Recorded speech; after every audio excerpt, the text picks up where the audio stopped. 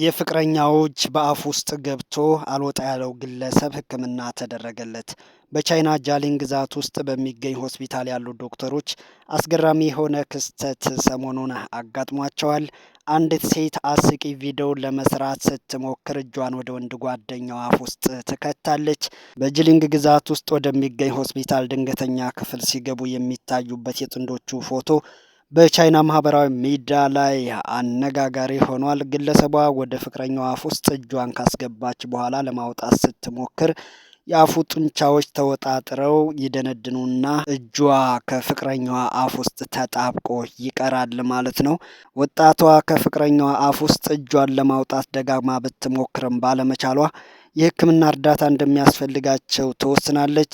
ዶክተሮች ታሪካቸውን እስኪሰሙ ድረስ በጥንዶቹ ግራ ተጋብተው እንደነበር ተሰምቷል። የወንድ ጓደኛዋ ፊት ቀስ በቀስ እየቀላ እጇን ከአፉ ነፃ ለማውጣት የምታደርገው ጥረት ሁሉ ከንቱ እንደሆነ ተናግራለች ማለት ነው። ሴቷም ወንድየውም አፉን መዝጋት ባለመቻሉና ከጉሮሮው ያለማቋረጥ አስጨናቂ ድምፅ መውጣቱም ተገልጿል።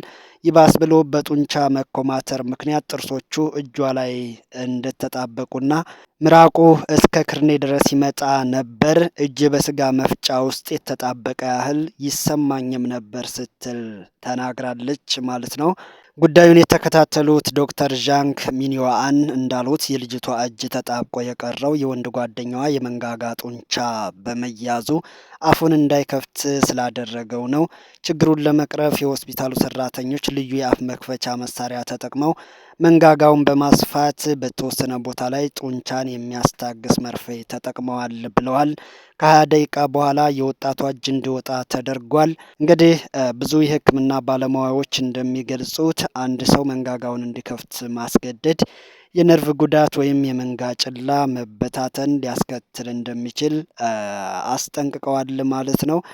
ስለዚህ አንድን ሰው አስገድዶ መንጋጋውን እንዲከፍት ማድረግ ተገቢ አይደለም በማለት ነው ሙያዊ ሀሳባቸውን ያጋሩት። በጣም የሚገርም ነው። እንግዲህ አስቂ ቪዲዮ ለመቅረጽ ብላ እጇን ወደ ፍቅረኛዋ አፍ ውስጥ አስገባች፣ በዚያው ተጣብቆ ቀረላት ነው የሚለው ማለት ነው ገጠመኙ። የተወደዳችሁ የተከበራችሁ የመዝገብ ሚዲያ ዩቲዩብ ቻናል ተከታታዮች ስለ ጽናሮነታችሁ ከልብ አመሰግናለሁ። ሰላም ሁኑ።